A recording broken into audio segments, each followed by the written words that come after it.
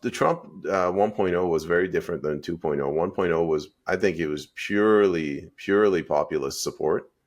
But in 2020, they kind of took it from him. But in 2024, he had to come back with a coalition. So when you have a coalition as opposed to pure populist support, that right there, that means that you have some people that are former Democrats, some people that support the welfare state, some people that support the military industrial complex, whatever. So that's one thing. But this has been a real blow to Trump's credibility, because now they realize the same thing they did to him before through Russiagate and then the Ukraine impeachment process. Now they're trying to do it through the CIA.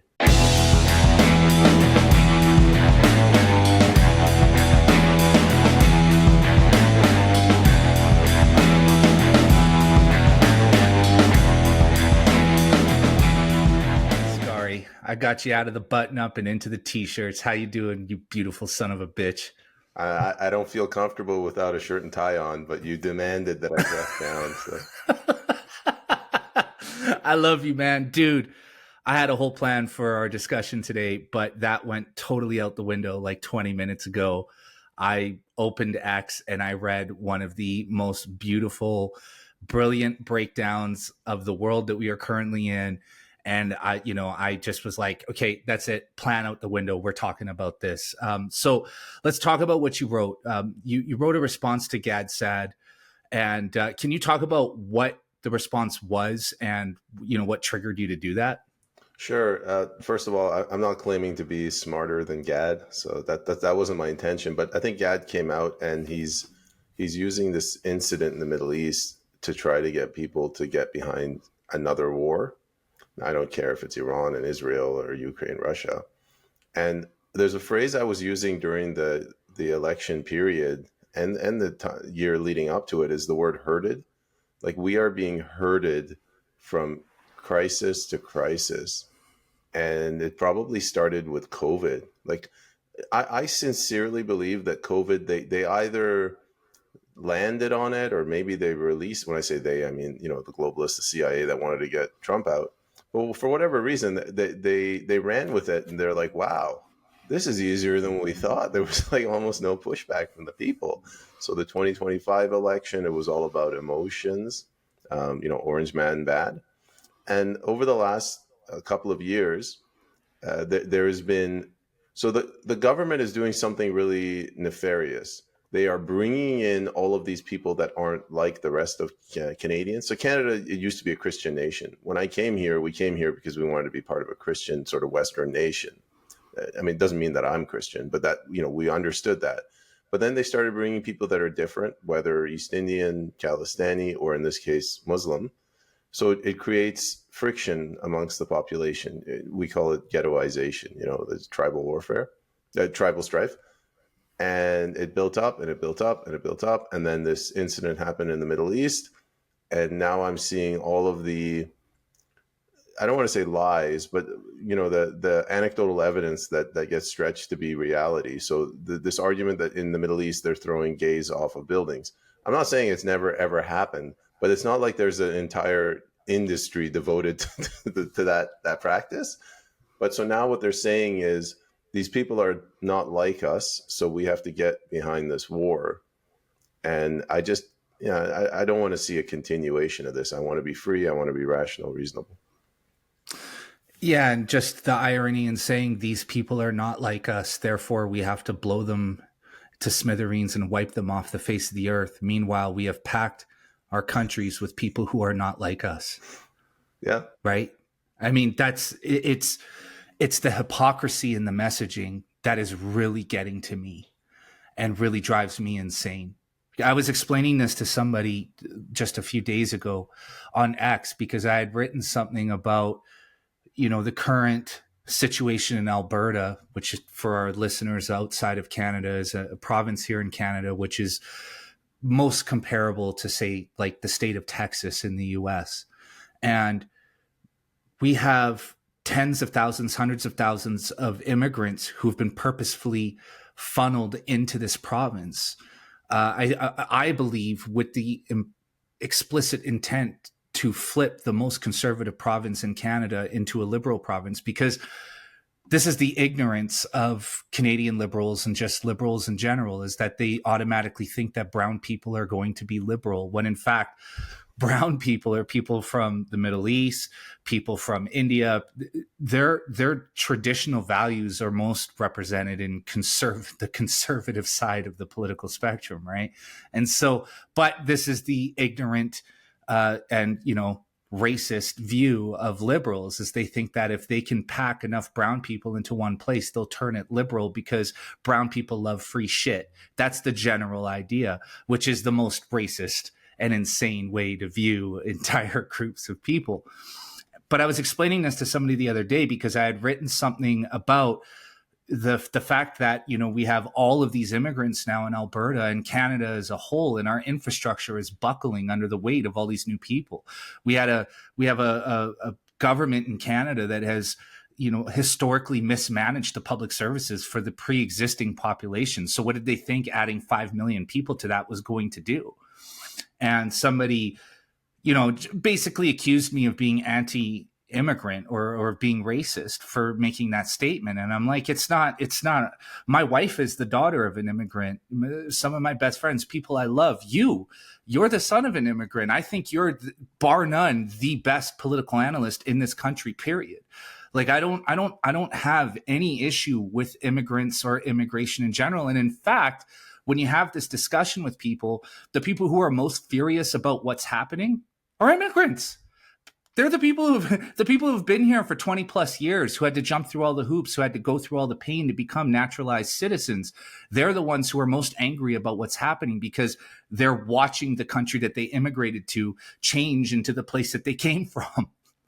And so this whole idea that, you know, not wanting to add millions of people to your population when your economy is crumbling and your infrastructure is breaking into pieces is racist. It's insane, right? It is, but so many things are happening at the same time. Like the left is not. We like to think. Let's just assume we're on the right, and the argument goes, you know, on the right we fracture, whereas on the left they're all united because they're collectivists. But on the left, you got different factions doing whatever they want. So you have the green agenda that they're doing their own thing, where they believe that if you burn fossil fuels, hydrocarbons, we're all going to die. So what's the consequence of that? You can't build any more highways, and whatever infrastructure you have, you convert into a bike lane. That's going on the left. And then you also have, I don't know, maybe it's the people that think immigrants are our strength and diversity is our strength. Or maybe it's the liberals that understand that in order to run the welfare state, you got to just keep bringing in these immigrants like a cash infusion. Those two sides, they're not negotiating with each other. So you have higher population and less infrastructure.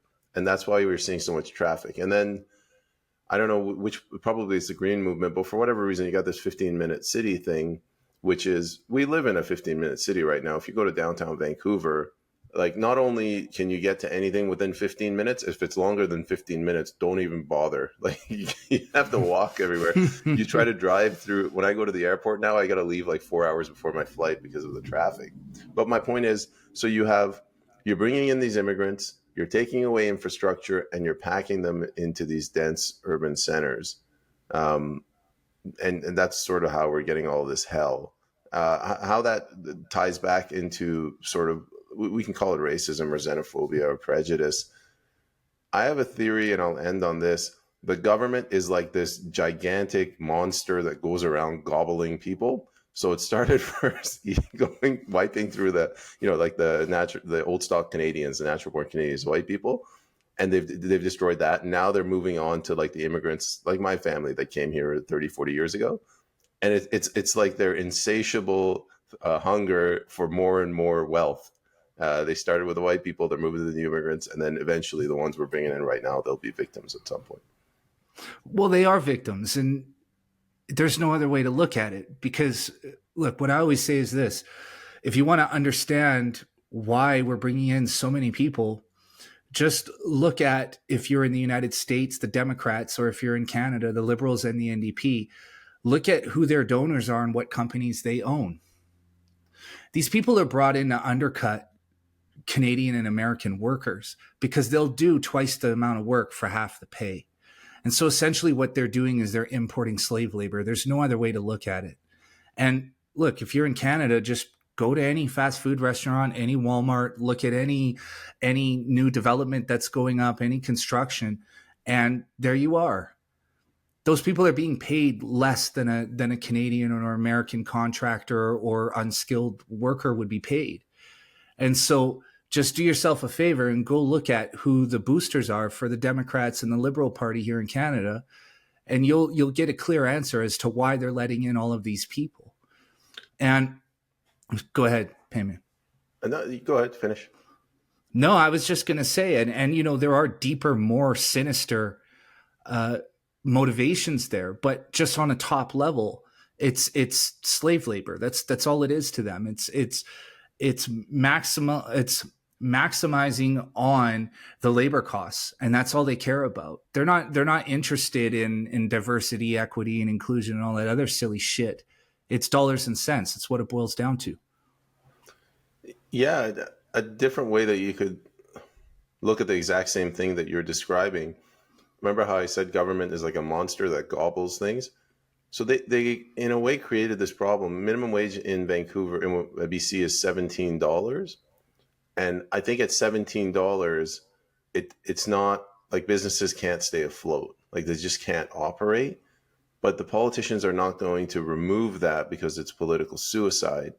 And the way you square that circle is by, wink, wink, nudge, nudge, leaning on the businesses, bring in these, slave labor, as you described it. They'll work for less, off the books.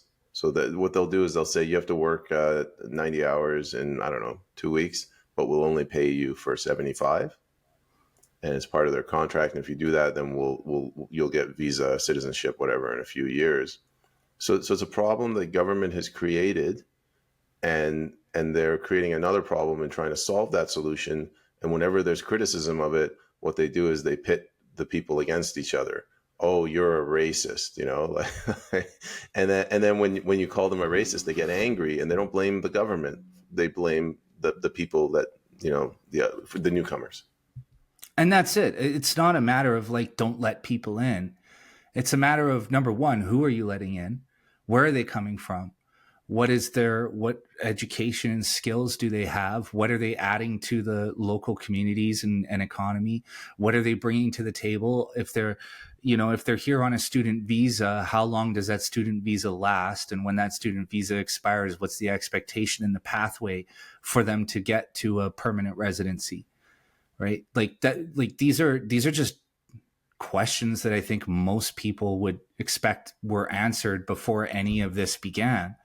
But now we're in this complete state of chaos. I mean, here in Alberta, it's just total chaos. And what's happening is people are running out of patience. And like you said, instead of directing their gaze toward the Eye of Sauron, they're turning on each other. And you can see it happening like in communities where, for example, where I live, it's mostly Indian, and the Indian people within my community are starting to feel ostracized or feel like they're being othered because people are running out of patience with, and not only that, but, going back to something that you said earlier, when you import a culture that is asymmetrical with the one that already exists, you're going to have conflict. That's naturally going to happen.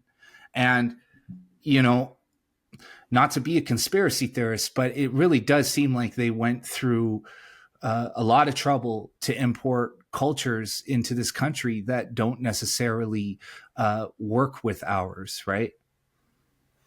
Yeah, let's just pick two concrete examples for your audience. One is people are saying, we don't want Sharia law. I think Ezra Levant is pushing this. We don't want this in Canada, which, I mean, I don't want it. You don't want it. Nobody wants it. And the other one is these Indians or Khalistani truck drivers, they're causing all sorts of accidents. I'm sure there's truth to that. The problem, I always try to look at upstream, what is the actual issue that's causing these symptoms? And I was like, the Canadian people have almost no ability to control, decisions that are made by their government, national government, provincial government. So they're they're upset and they're responding in this way, what they're really saying to their politicians, like, we want you to listen. And for better or for worse, like, politics just moves really slowly. Like, they have a bad idea and they implement it for like 25 years. And then when the people get restless and they rise up, they're like, oh, it's an insurrection.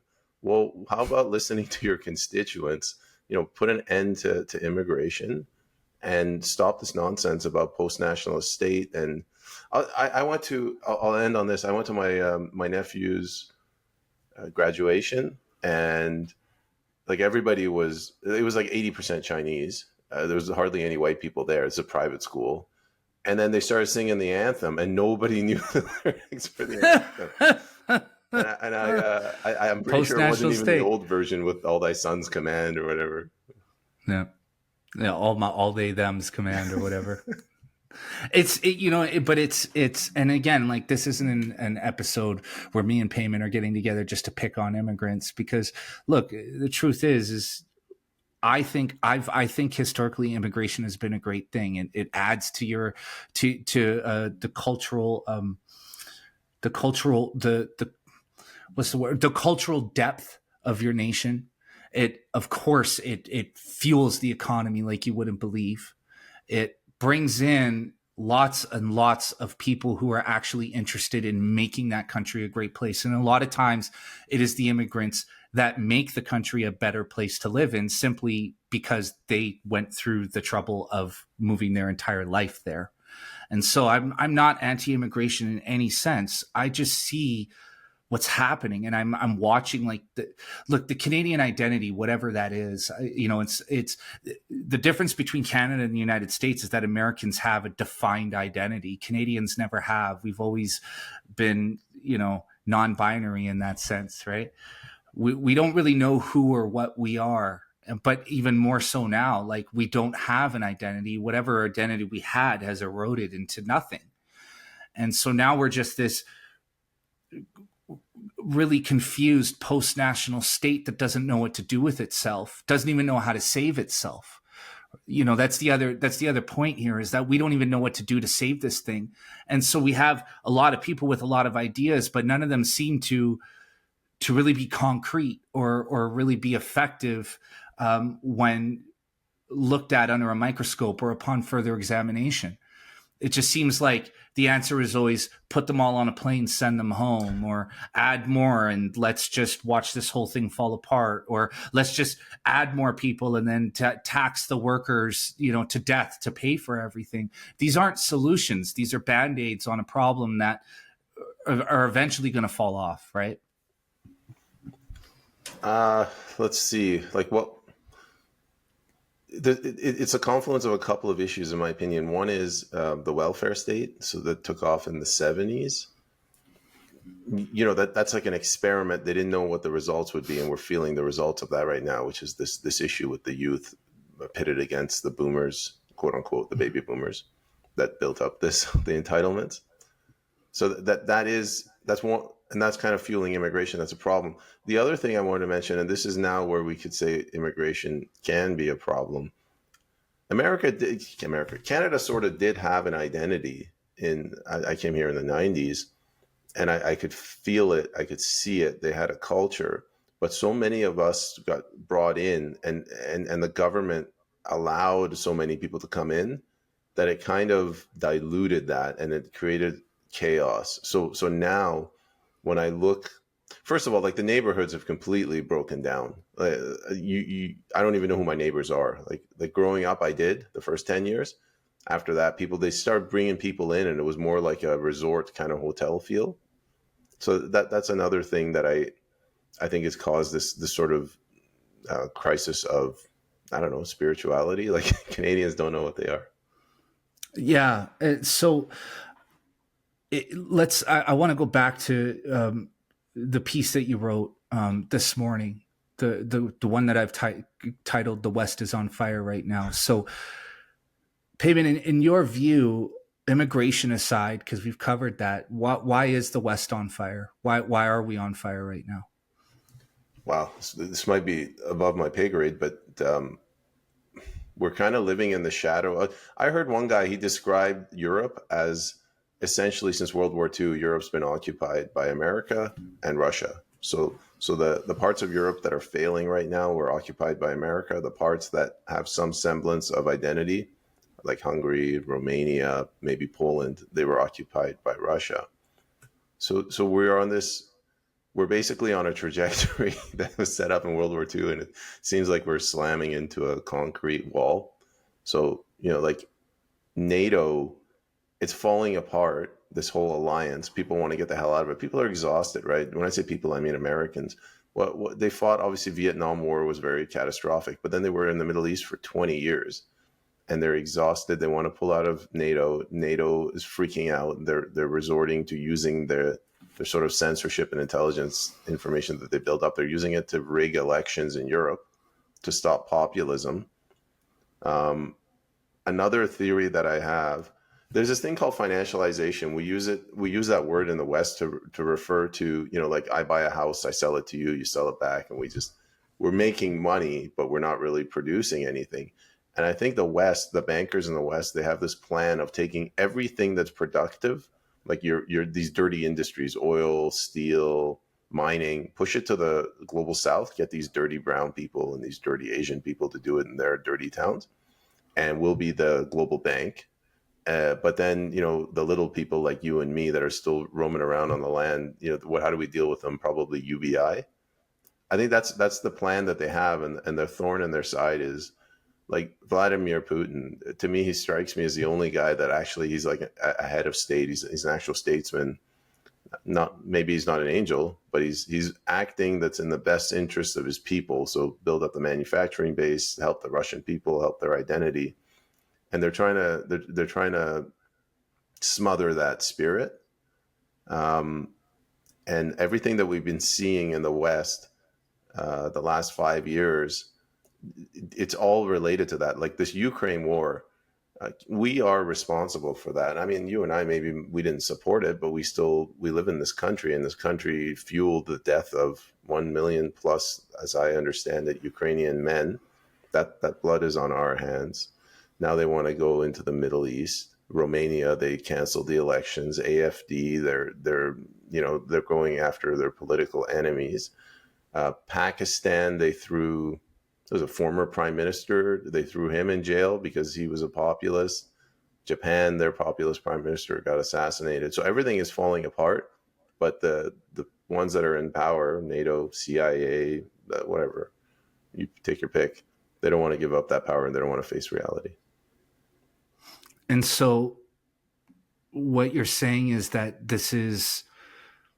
See... We talked about this on the live stream last week, the one that you and I do together for paid subscribers only at bravenewnormal.substack.com. But what's going on with Trump right now is really disheartening to see, because what that tells me is that the deep state is so in control that even a massive political shift like the one we saw with Donald Trump and the cabinet that he had selected, people that were put in place who were supposed to act as a bulwark against the deep state, have succumbed to it.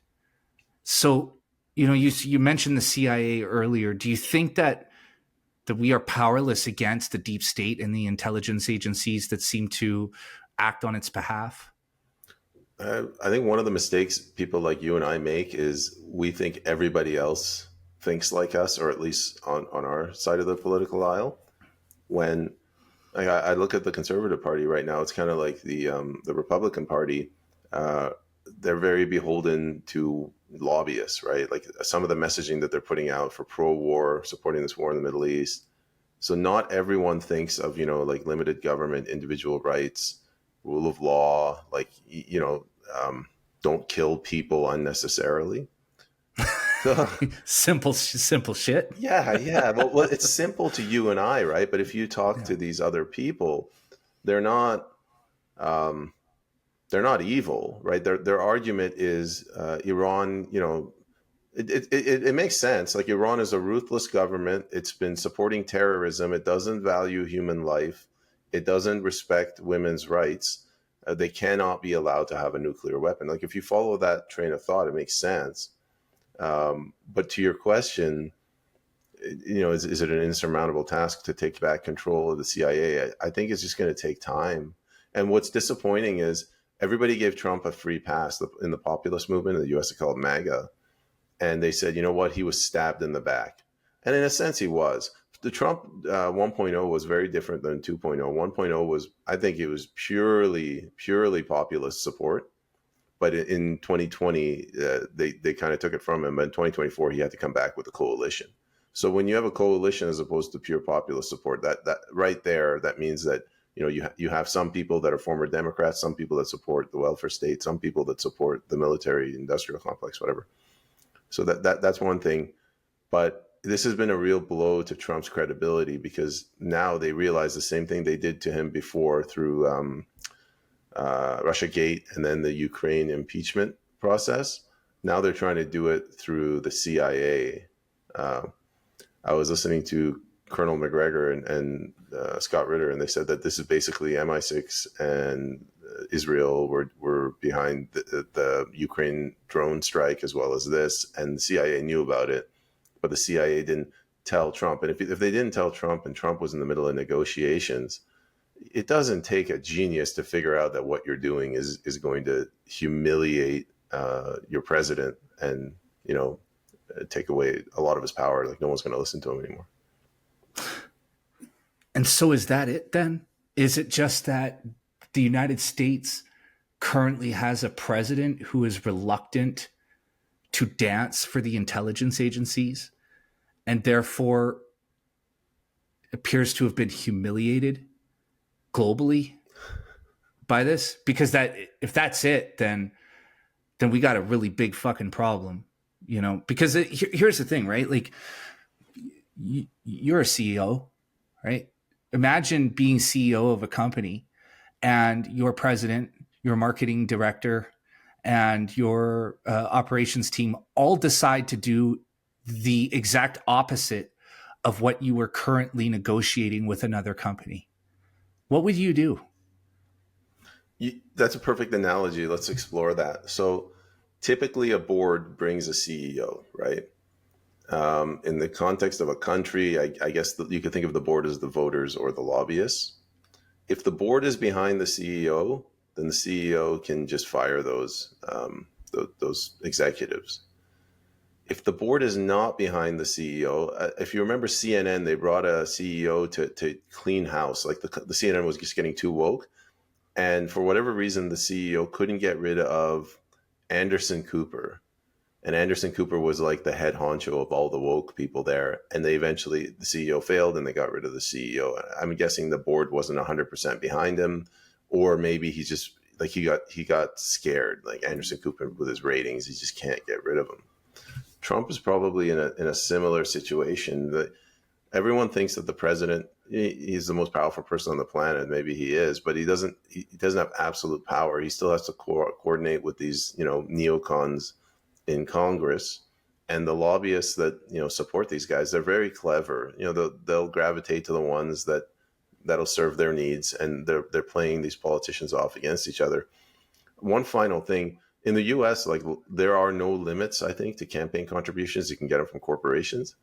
But just to point out, in Canada, we don't have that federally. Like, federally, you can only give like maybe it's $1,800 per person, and only citizens can donate. And we're still corrupt here. So no matter what, unless we change ourselves, like people, we educate ourselves and we make ourselves better people, this problem won't be solved you can't legislate it away. Yeah.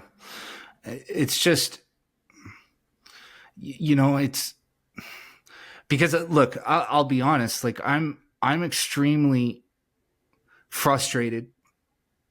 But I'm also, every single analyst that I've talked to publicly, mostly privately, because this Israel-Iran conflict, just turned hot a few days ago, currently as you and I are recording.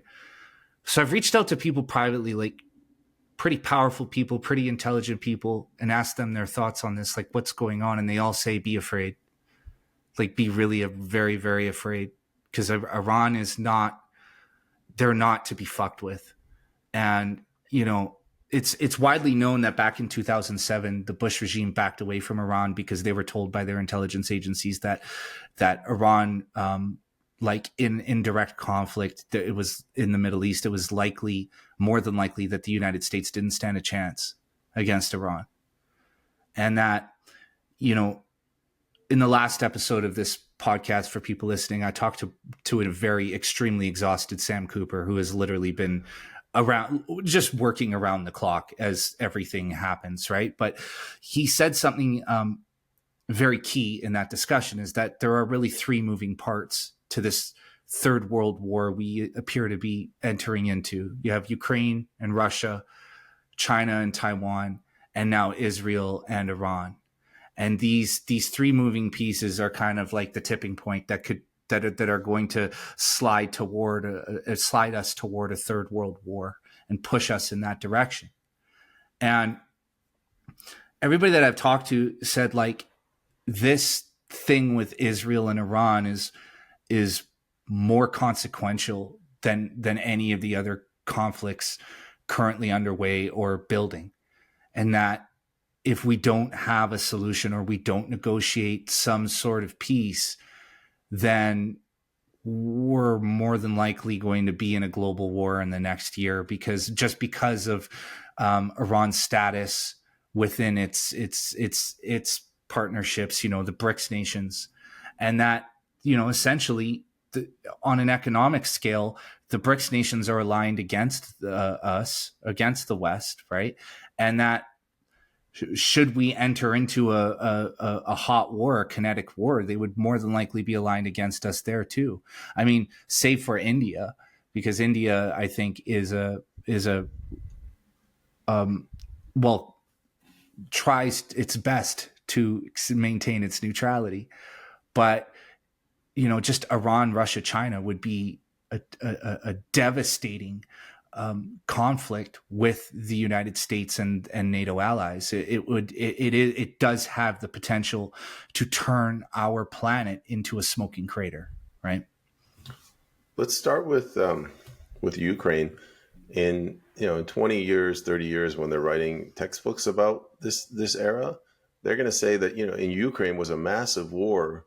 It's just that people weren't paying attention. So if this does lead to a world war, they'll be like, it really started with Ukraine. Basically, it's like a dress rehearsal that the Spanish Civil War was for the Second World War. Like, there's a lot of people that died there.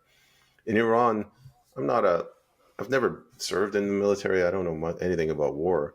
But Iran has their strategy is basically you build the cheapest weapons that you can that gives you the most bang for your buck. Maybe that's a bad pun.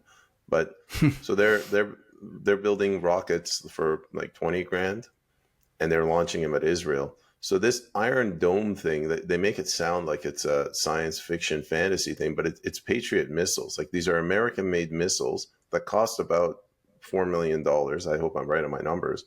So, and it takes two of them to shoot down an Iranian missile. So that's not really cost effective. I think the West, like America, has just been preparing for war for so long, and they've only really gotten into wars where they have massive supremacy everywhere, that they can get away with this. But if it's a prolonged war and you're using $4 million rockets and your adversary is using $20,000 rockets, you're not going to win that war in the long run. And in Israel, I think Netanyahu, he miscalculated. I'm not taking sides. I don't care about either country, to be honest. But Netanyahu figured he could go in and cripple Iran, and he couldn't do that. And then Iran fires a barrage, and Iran has a run to America for resupply, and America sent their warships, which, you know, ties into Taiwan, which you mentioned. I think they recalled one of their whatever vessels from Taiwan.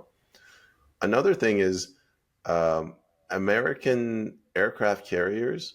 Let's go over the cost. Like, let's say it costs $5 billion to build an aircraft carrier. Only $1 billion of that goes to the aircraft carrier. The other $4 go to the ships surrounding the aircraft carrier to protect it.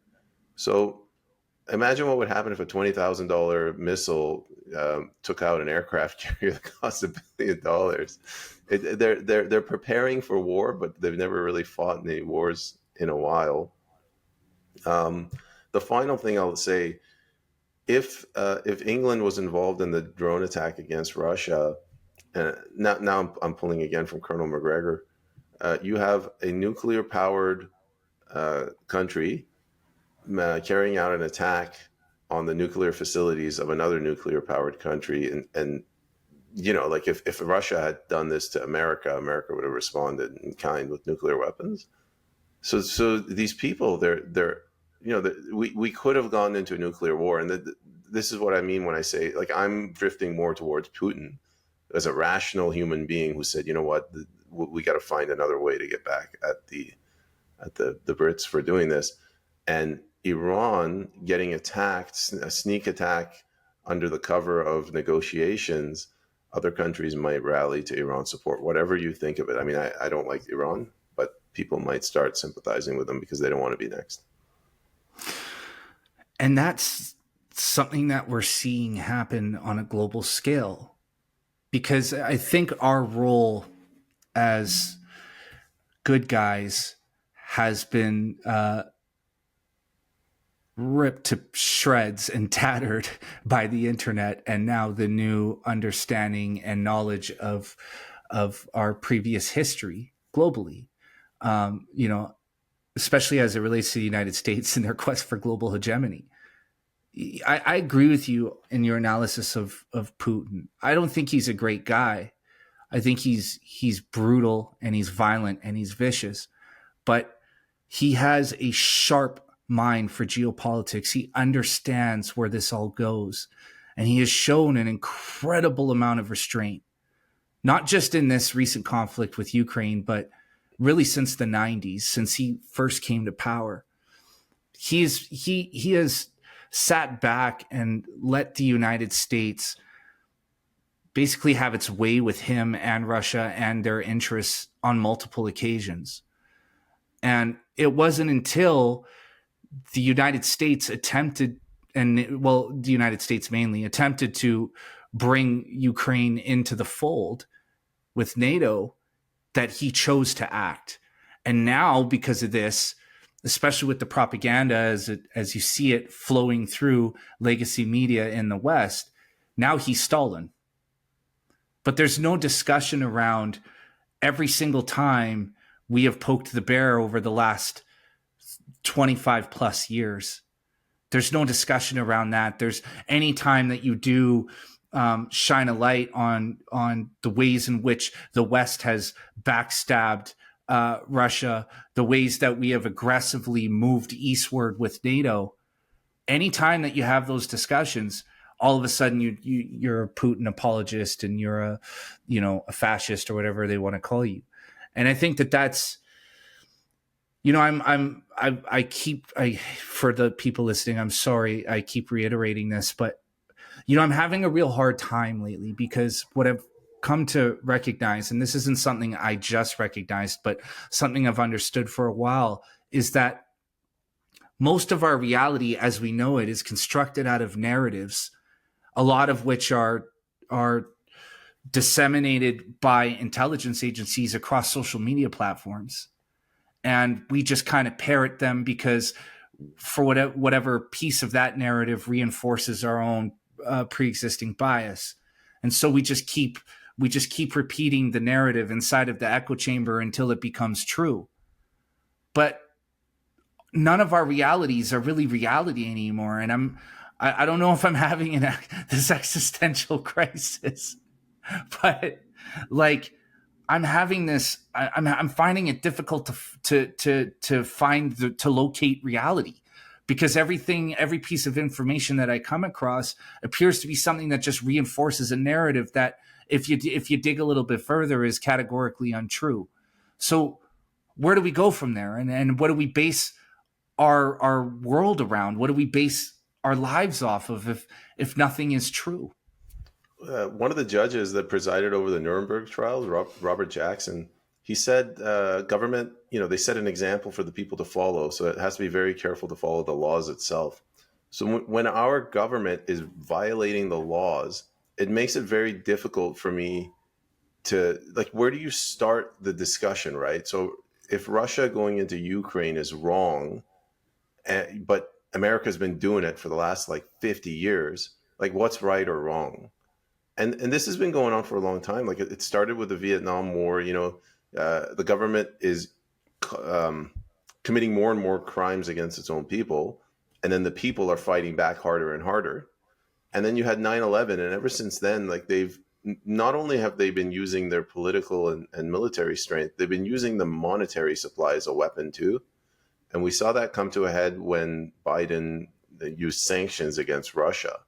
And that's when it really hit me, because when Clinton was using sanctions against Iran, when you belittle your enemy and you call them, terrorists, people don't care if crimes are committed against that. They'd be like, who cares? They're criminals, right? Same thing with the pagers. When they use the pagers against Hamas, I was like, who cares? They're terrorists, right? But like you're eroding your own legitimacy. And I have the same problem when if I go to a dinner party and there's Iranians there, and I try to tell them, I'm like, you know what? Like, Iran is a terrorist state. Like, they're carrying out massive acts of terrorism. And then they turn to me, they're like, yeah, but do you think the CIA isn't doing exactly that? And I'm like, what am I supposed to say? Like, you just look at what happened in Syria recently, right? So it's all a game. Like, it's just chessboard, and all these nation states, the little ones, are just chess pieces, they're pawns. So it's hard to tell what's right and what's wrong anymore. Exactly. What is right and wrong? Where do we stand on this? I mean, it's like the Israel question. And yes, people, I'm going to delve into this, and some of you guys are going to get pissed off with what I have to say. But if you go back to the history of Israel from the very beginning, right? The Jews are driven out of Israel by the Romans. They are dispersed and end up all in all corners of the world, many of whom end up in Eastern Europe. They're pursued and ritualistically hunted for thousands of years during different periods, right? But then the last period where they're hunted essentially for the blood in their veins is, the late 19th century going into the early 20th century in Eastern Europe with pogroms, where they are just slaughtered en masse at random periods in time. They're hated, they're despised everywhere they go, everywhere they travel. They're driven back toward Israel because they're looking for a safe place to be. The Arabic Muslims who had occupied that territory for thousands of years, again, this isn't like they were there for 10 years, they were there for thousands of years, welcomed them back. And with the idea that the Jews can live in their holy land and the Muslims can live in their holy land side by side peacefully. That was the general idea. But then what happens is, over time, the Zionist contingent gets involved. They're involved from the beginning, but the Zionist contingent becomes more involved and starts fucking over the Arabic Muslims who are in that region. Start taking their land, their homes from them, start fucking with them in a myriad of ways, which turns into riots and violence on both sides, right? Turns into heinous crimes committed on both ends. But if you want to talk about the starting point is the establishment of Israel as a state. I believe that's point A. That's where we start. And if you start there, then I mean, the Zionist Jews definitely have a lot to answer for, because there were a lot of backroom deals made with the British, right? A lot of backroom deals made with the Americans later on. There's a lot done to reduce and mitigate the influence of the Arabic Muslims in that region and continue to push them out further and further and further. And so what you have now, or what you've had for the longest time, is this powder keg waiting to explode. And that's where Hamas comes into the picture. Hamas doesn't exist if you don't have that subjugation and oppression. They just don't. It's the anger and the sadness and the loathing of a group of people that creates Hamas and gives Hamas power and gives Hamas the ability to become a genuine threat against the Israeli state, not to mention the funding from Benjamin Netanyahu, right? And the Israeli state in general that props up Hamas recently and increases their power and influence. And so October 7th happens, as a response to everything that they've gone through in the minds of the people for decades. Now, I'm not justifying what they did, by no means. What happened in Israel was a tragedy, a human tragedy. But there's a difference between going into Palestine and surgically removing Hamas and just carpet bombing everything and liquidating fucking children. I'm sorry. There's a difference. And what they're doing is genocide. There's no other way around it. But who's right and who's wrong? I don't know. Because I'm choosing the establishment of Israel as a state as the starting point. But if you go back in time before that, you have thousands of years to cover. Well, I don't know, right? Who's right and who's wrong? And that's an argument that goes on and on and on forever. But now here we are, and we have to find a solution because you have millions of innocent people in that region, not just Palestinians, but millions of innocent people in that region who are going to die, who are either dead or going to die as a result. Your understanding of the history is far greater than mine. And it's been a while since I actually. And by the way, I'm by no means a historian on this. Okay, people, that was a gross, too late. They're going to oversimplification. Yeah, right now. People are going to clip this out and call me an idiot, and I get it, but that was a gross oversimplification. I've read a few books on this. I've listened to a number of podcasts on it. I am by no means an expert. All I did right there was just highlight the stuff that was corroborated between different books and podcasts, because finding the facts that are corroborated with different people telling the story is impossible. But I basically in 30 seconds captured thousands of hours of material. Anyways, Peyman, go ahead. You condensed it down. Yeah. I think the predicament that the Israelis find them in, I think they I'm going to use the word stole. They took land, they appropriated land that wasn't theirs. There was a conflict, and now like they don't want to give the land back. If they admit that they took the land, they have to give it back. So they've created this boogeyman that, you know, if they come in, they're going to kill us all, you know, like we have to, this is our last stand. And this is one of the things that you can't have like when I look at pro-Israeli and pro-Palestinian discussions, they're sort of at an impasse. Like the ones that are pro-Israeli, they don't want to give the land back. So they have to say, like, if you don't want to give the land back, and if they're going to kill you if you show weakness, then you're just going to say, I'm not going to listen to your side. So there's an impasse. And this is the problem with importing people, immigration. You have principally Christians in Canada, and you have some Jews. And then now you're bringing in all of these Muslims. And it's, for the most part, they can get along. But when a tension like this, a crisis comes along, these Muslims that grew up mostly in the Middle East, they identify more with the Palestinian cause. And now you have these two sides that have no interest whatsoever in compromise. There is no compromise, is what I'm trying to say. And the fact that America has been propping up Israel mostly as a foreign military base, but they've allowed this crisis to continue. If you're my neighbor and I steal your garden hose, you know, like eventually I'll have to give it back. You're just gonna come over and punch me, and I'm gonna come over and punch you. That's like there's a corrective mechanism, right? But if the RCMP comes and points a gun at your face and says, Peyman's keeping this, like, you know, forevermore, you're going to tell your family and your kids and your grandchildren, Peyman Askari is a monster. And so I think America's prolonged this. And now, like, I just look at the social media posts online. Like, there's no, you either 100% support, I guess in this case, Iran, but Iran, Palestine, whatever, or you 100% support Israel. And there's only lies behind that. There's no logic or reason behind it. Exactly. Narrative. There you go back, yeah. Right back to it. Right. And like, I don't understand why it can't be both. Like for myself personally, I'm a Christian. Jesus Christ is my guide through life. That's just me. Okay. And the reason for that being is because I've read the Gospels, and I believe that Jesus was as close to God as any physical being has ever been. That's and was Jesus Christ the Son of God? I think Jesus spoke a lot in parable. And I think that that's the part that's missed. But if you read Jesus' story in the Gospels, Matthew, Mark, Luke, and John, a lot of his story revolves around a rebellion against the Jewish political and religious establishments of the time.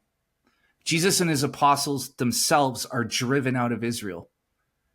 Jesus wanders the land preaching and amassing his following.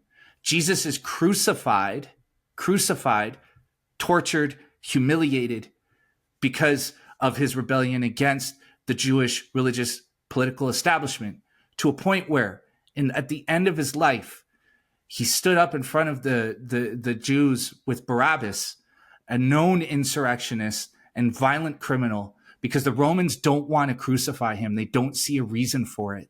They don't see what he's done as being punishable by death. But the Jewish establishment of the time demands it. They demand his crucifixion, and they let Barabbas back into their society in exchange for Jesus's life. Okay?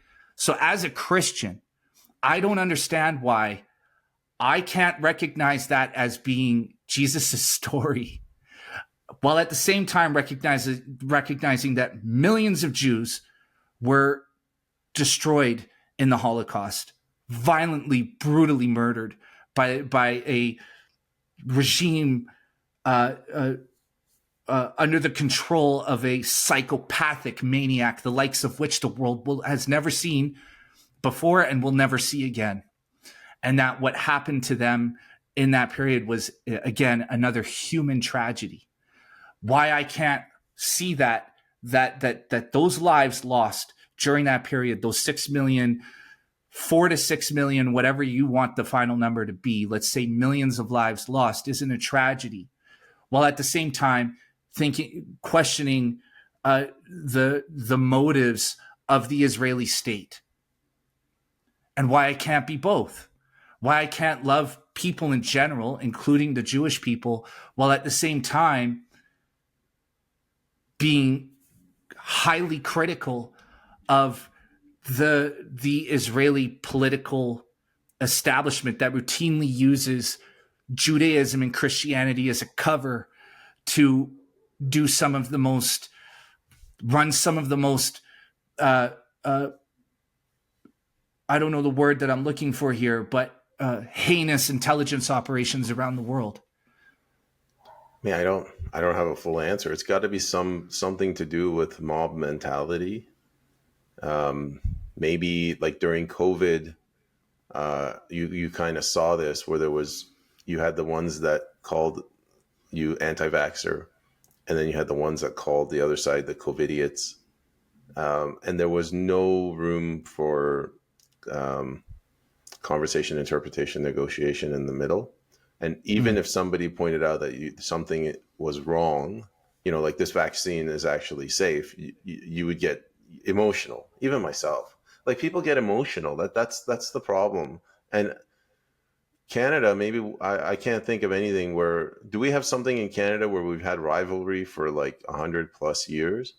Whereas, like in the not anything consequential. Yeah, I mean, we've had the First Nations thing, but I don't think what's happened with the First Nations, with the reserves, that's not exactly the same thing as what's happening in Palestine. What happened to the Armenians and the Turks with their genocide?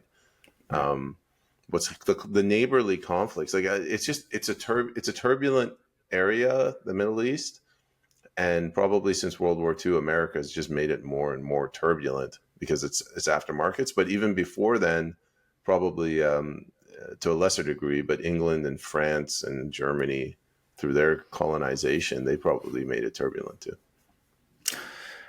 Yeah, I just, the thing that drives me nuts is that, like, as a Christian, I'm expected to just support Israel blindly no matter what they do. And that, I'm not supposed to question, as if Benjamin Netanyahu is the second coming of Jesus Christ and the Israeli establishment are the apostles. It's like, just because this land is the site of of the history in which the book that is the foundation of my spiritual life, where all of that was located, is the historical record of such that I'm supposed to just support the state that exists over it, no matter what they do. You know, like I've been like going on X, and I've been kind of going back to X lately, more or less just to get fired up to write and do these podcasts and shit, because everything everybody says drives me fucking crazy. But like I've been seeing like posts from like Glenn Beck where he's like pray for his, like I had to write this long post in response to it, because I was like, you just, dude, like why are we, and I think that that's the most evil part of this. The most evil part of this is that people's religious affiliations or their religious denominations are being manipulated in order to claw out support for a clearly genocidal regime, because they're not technically part of whatever, you know, religious sect they belong to, if not. Right, but it's, so they are taking advantage of Christians, because I got asked a question in one of the debates during the election. The guy said, you know, are you willing to condemn Israel as committing genocide? And I tried to answer as diplomatically. I'm like, you know, when October 7th happened, I supported Israel going in because it was horrible. But now they've gone too far and they're just slaughtering women and children. And then I paused and I said, but, you know, the word Jerusalem, it appears in the Bible, and Canada is a Christian nation, and there's only so far you can go. So they are relying on that fact, Israelis. But it goes back to what I said. I think they stole the land. And they came together and said, listen, guys, like the only way we can keep this land is if we get America on board. How do we get America on board, or the West? Well, let's present ourselves as Christians. That's one thing. The second thing, we have to be a democracy, because we can use that to say, you know, we're the only democracy in the Middle East. And little things like this that they can use to their advantage. So they're actually, like, the Israelis are, in a way, they're victims to their own little plot because of what they did. They're stuck in this tactic that they have to use to survive. I mean, look what's happening with Iran right now. Like if America didn't send their battleships to shoot down the rockets, Israel would be in big trouble. Like their industrial base. When I say industrial base, like they can't make their own Patriot missiles. They don't have the mines and the fuel and all of that. So they have to rely on the U.S. to supply them. Yeah, I guess I'll stop there. Well, I mean, look, my argument is this: I'm against children, headless children, the bodies of headless children strewn out in the dirt in some, you know, bomb-riddled neighborhood. And I think Jesus probably would have been too, right? I mean, Jesus called out the Jewish state for a lot less in the New Testament. And, you know, for Christians listening to this, the Old Testament to me reads a lot like instructions for building a society. The New Testament is the real spiritual underpinning of Christianity. And Jesus, although he says multiple times in the New Testament that he is not here to destroy the old ways, right? To rid the world of the laws of Moses, right? Just who he is and what he does, in essence, destroys the old ways. And so, you know, it just really hurts my heart to see this happen, and to see children die for the benefits of geopolitics and nothing more. And to see Israel routinely positioned as this, like, you know, the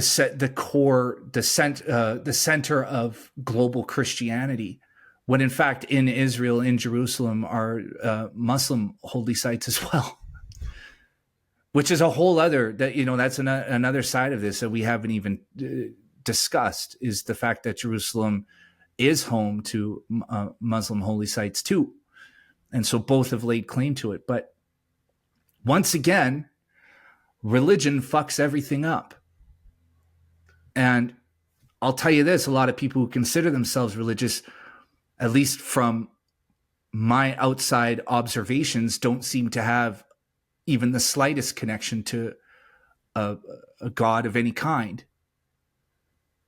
Anybody who can do mental gymnastics to justify, who will allow themselves to do mental gymnastics to justify what is happening over there to innocent people, I don't care who you are, what religion you're a part of, you are not in touch with a creator of any kind. Sorry.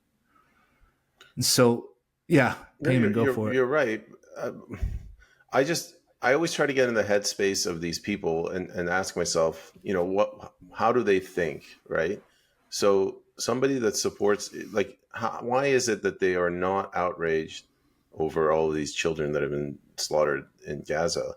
Well, they after years of being told that these Palestinians hate them and Hamas will come and slaughter every single one of them, they'll kill every Jew, and I think they've actually stated this, so it doesn't really help the Hamas cause, but they said they want to behead Jews and kill everyone. But if you hear that enough times, you're not open to even considering that maybe what you're doing is wrong. Now we're seeing it turn around. Like when October 7th happened, I think Netanyahu, he figured that he's going to have overwhelming public support. So he went in and he's gone crazy. Like he's just bombing these people indiscriminately.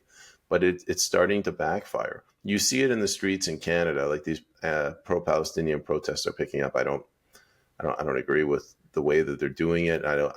We can go into that. I don't think they're doing it for the right reasons. Like they're just Marxists, or they're young, Agreed. right? They're emotional. But my point is, like, it's picking up, and as that's happening, you get like CIJPAC and APAC. They're ramping up their campaign. It's a war, right? This is not a discussion. This is a war. So the pro-Palestinian community, they're like, we will do whatever it takes. Graffiti, vandalize, boycott, anything to get our message across. And the pro-Israeli side is doing the same thing. We're going to start spreading misinformation, propaganda about Arabs, about Palestinians, about Muslims, and they know how to use a population in Canada that's been, they're pissed off. Like there's all these immigrants coming in, their purchasing power is going down, and they're manipulating them. That's why I say this is a war. It's like an information war. It's a war between narratives. Yes, there's that word again, right? Yeah, that's really what it is. And like myself, like I agree with you.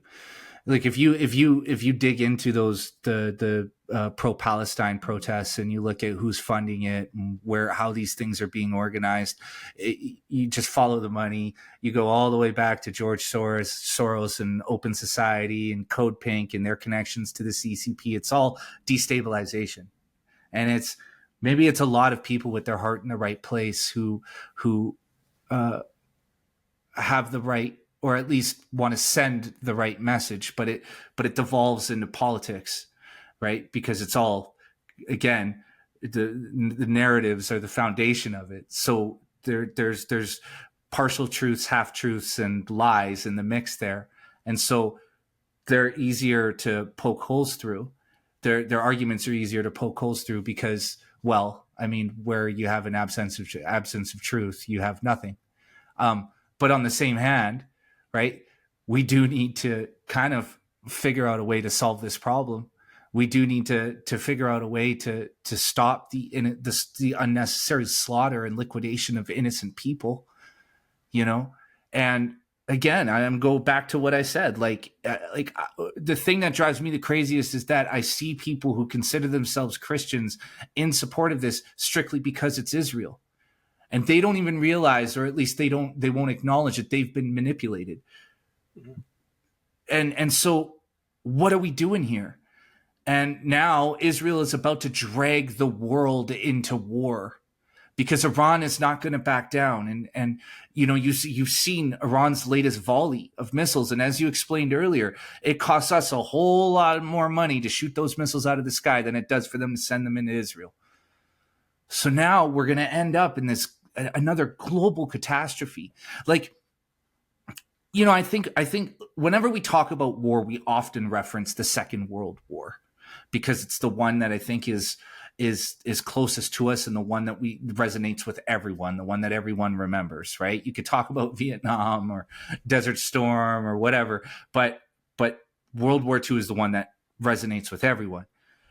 But we're so disconnected from that. We are 80 years gone that we don't understand really how grisly and how brutal and how bloody that war was. And if we were to have a third world war, because of the level of technology, it would actually more resemble the First World War.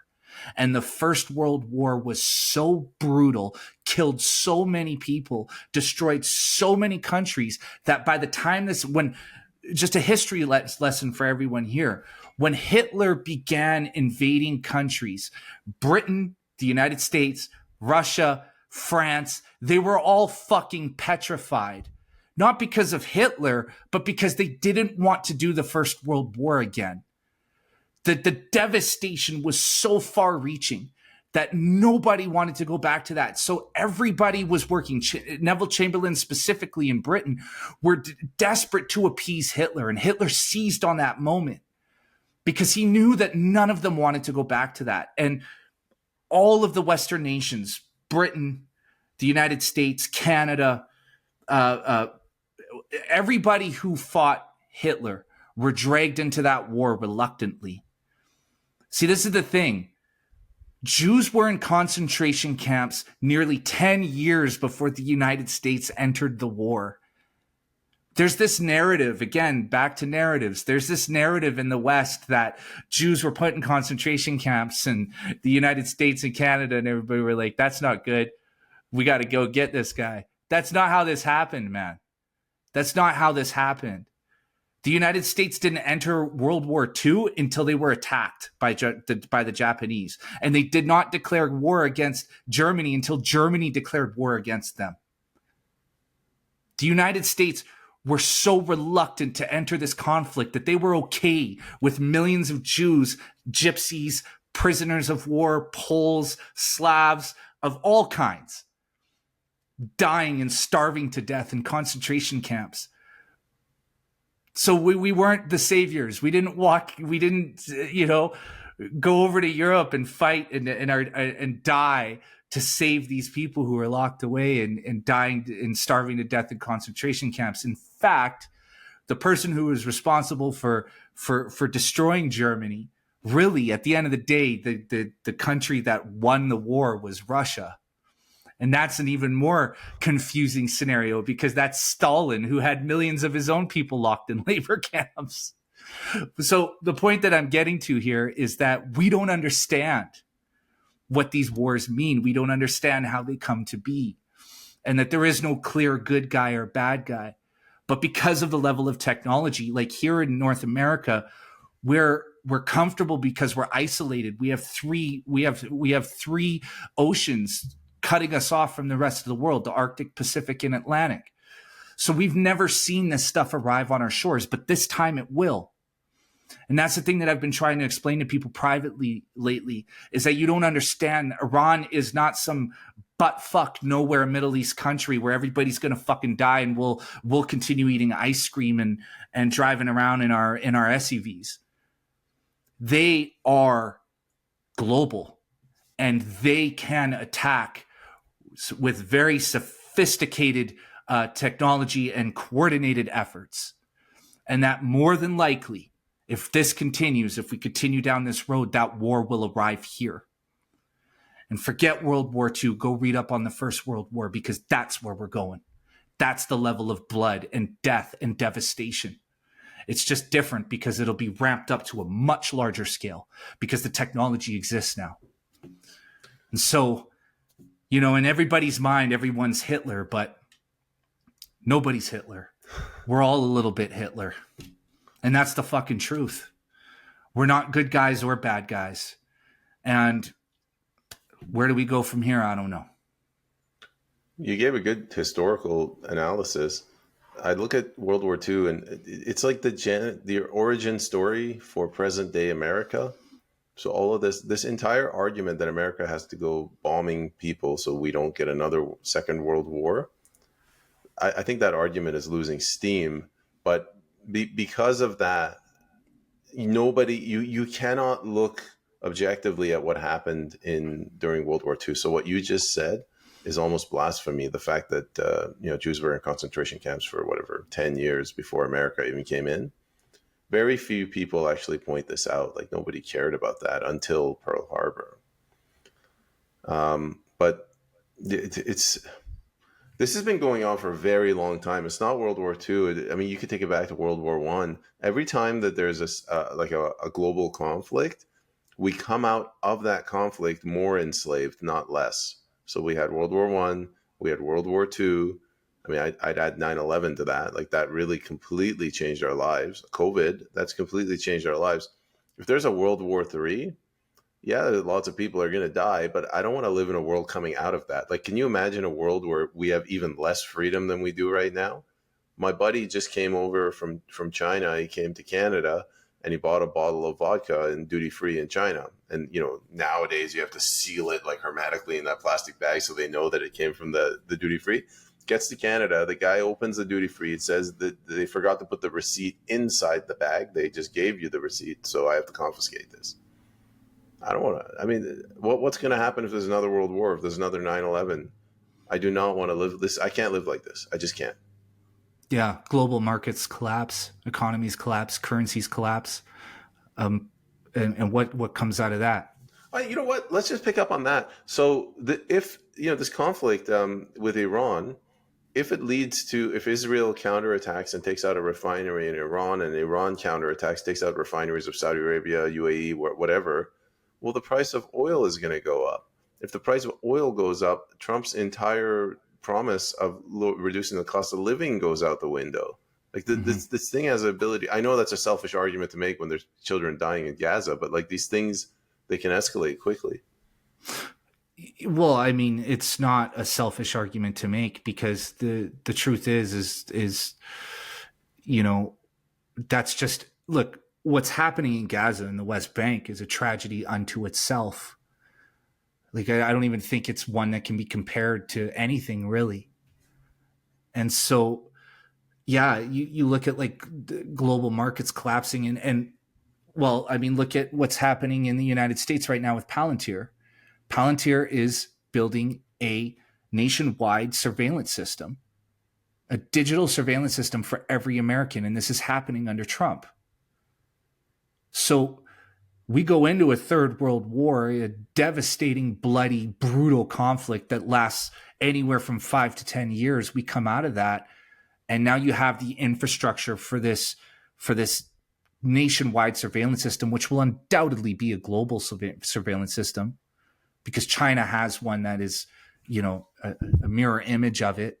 There's no doubt in my mind that the exact same system would be introduced in Canada. Now here's the now that I'm putting this all together, if we end up in a situation where we are in a global conflict, say with a Russia, with a China and Iran, well, that provides the perfect way of introducing a global digital passport system for Western people, Western nations, because it'll be the easiest way to track people and who you allow in and out of your nations. Now, imagine if we're in a situation where, we end up in a war with Iran, China, and Russia, and you want to travel, Peyman, as the son of Iranian immigrants, somebody whose eyebrows clearly tell everybody that he is Iranian, right? Well, what's the easiest way to determine whether or not Peyman Askari is just a regular Canadian citizen traveling the world, or a suicide bomber entering your country? Just a paper passport ain't going to fly. We're going to need to know Peyman's medical records. We're going to need to know Peyman's criminal history. We're going to need to know what Peyman ate for breakfast. We need to know when Peyman takes a shit. Well, there you go. A global digital system will allow for that. So, we end up in something, a conflict of this scale. I think you're absolutely right, but I don't think it's afterwards, at the aftermath of that conflict. I think it's during that conflict, like what we saw with COVID. Yeah, I really don't like these people, the government bureaucrats, the globalists. They are using our tax dollars to harm us. Look what they did during COVID, like that ArriveCan app. That they didn't pay for that, we paid for that, and it's thank God that's got to be one of the few instances where a government program was actually rolled back, because these things are always impossible to roll back. But that was so in your face that they had to. Another, I mentioned the pagers, that they used the pagers to blow up those Hamas guys, and the drones that they smuggled into Russia to attack the strategic bombers. Well, what are we going to see now? Like, are we going to see even more checks? Like every time you go for the airport, they have to check your cell phone to make sure there's no C4 plastic explosives in there. What about like the random truck, car stops just to make sure you don't have drones in the back of your SUV kind of thing? These are the things that they don't think about, and it goes back to what I said about government sets an example for the people to follow. If the individual states are not following their own laws, then there's no trust. This whole system works on trust. But I mean, if we do get into a conflict, it's going to be during that conflict when these jackals are rolling it out, and they're always gleeful. They're like, oh man, this is so great. Global conflict. Now we can project manage everyone's lives. Yeah. I love how you went to project manage as the CEO that you are. Well, Peyman, my brother, we got to save some gas for Friday. For people watching this who aren't aware yet, Peyman Askari and my camera went out of focus. I hate this stupid camera. I need to get a new camera.